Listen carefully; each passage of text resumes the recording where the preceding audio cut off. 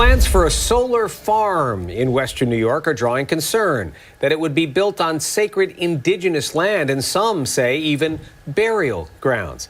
The plans are moving forward for the Horseshoe Solar Farm in Caledonia and Rush. Since the plan was first announced in 2018, opponents have criticized it because it would be built on land considered sacred by Indigenous peoples. 13 Wham's Carla Rogner was at a public hearing tonight in Avon, where developers listened to those concerns.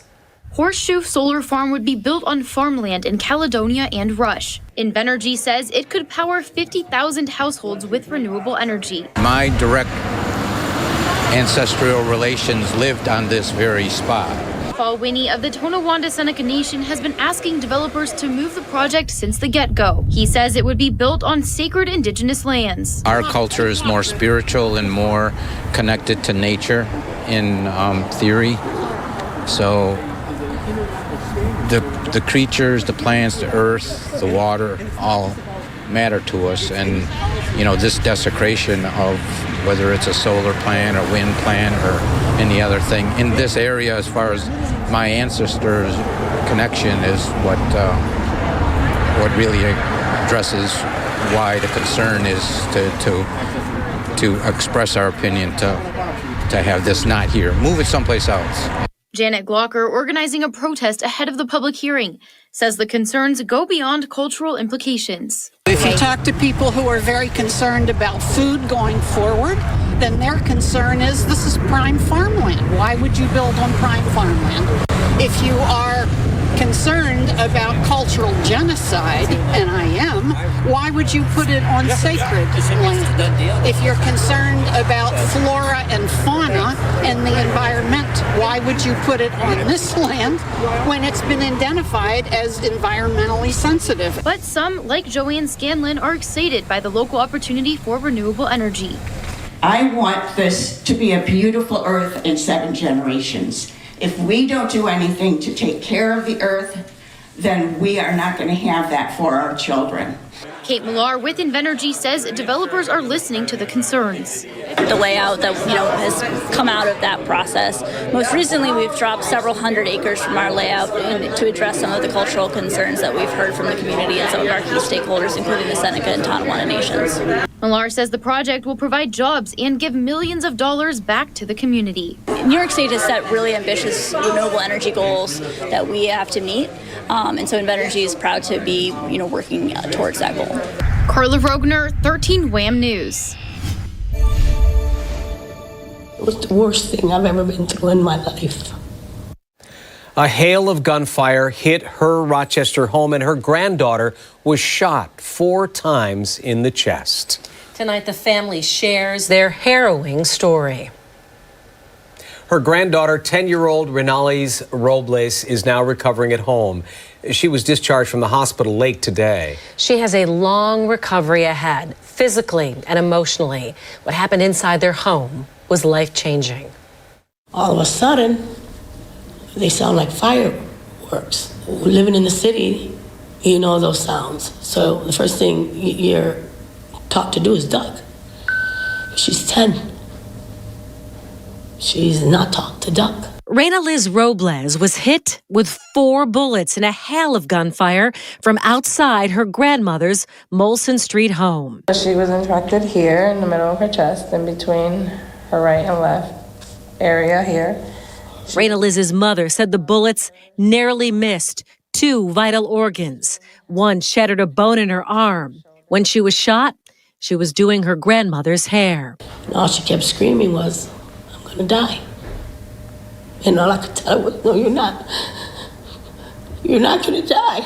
Rivera said she tried to get her granddaughter to the basement to escape the gunfire.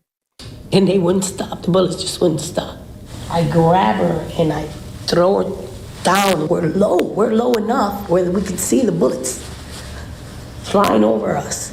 The family says 52 bullets hit their home, making it unlivable. Police say the intended target was a man who lives in Rivera's home.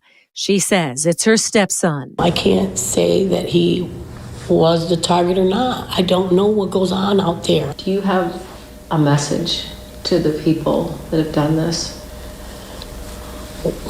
We didn't do anything, just leave us alone. I want justice for my baby. I want to get back to my granddaughter. I just want to get back to her. Her mom says Raina Liz has a long recovery ahead and may need more surgery. Emotionally, she will also need time to heal. Staff who treated her at Golisano Children's Hospital called her miracle child. I did check with Rochester police tonight, and no arrests have been made in the case so far. Also tonight, new conflict between sex abuse survivors and the Rochester Catholic Diocese. Almost 3 years without a settlement in the bankruptcy case, survivors say they're fed up. They are actually inflicting more pain to us survivors. Survivors are accusing the diocese of acting in bad faith. Now they want to be able to sue individual parishes and priests over their alleged abuse. In a bankruptcy court hearing today, the diocese warned against that. This little boy grew up to be one of 485 sex abuse survivors with claims in the Rochester Diocese bankruptcy case. When they joined it, their cases against individual parishes and priests were frozen. But after 3 years without a settlement, they are frustrated and now want the right to pursue their own cases. There's close to 500 of us that need our day in court, that want our day in court, that deserve to get paid for everything that has happened to us. The diocese is trying to block the individual lawsuits. In a bankruptcy court hearing Wednesday, it asked the judge for a temporary injunction. The diocese attorney said it would create a tidal wave of lawsuits, arguing they're still negotiating the bankruptcy case. But the attorneys for survivors accuse the diocese of acting in bad faith, deliberately delaying a bankruptcy settlement. Another attorney for survivors said he's been involved in 20 similar bankruptcies, and Rochester's diocese is the only one that has yet to be settled. Brian Delafinier is tired of waiting. It's completely ridiculous. It's about time that they man up or fess up to what has happened to us over the years and make it right. The only people who have been compensated in this case so far are attorneys for the diocese. According to a recent court filing, legal fees amount to $6 million. The judge in the bankruptcy case must now decide whether the survivors' lawsuits against individual parishes and priests can now go ahead. The judge today said his decision would be made in a few weeks.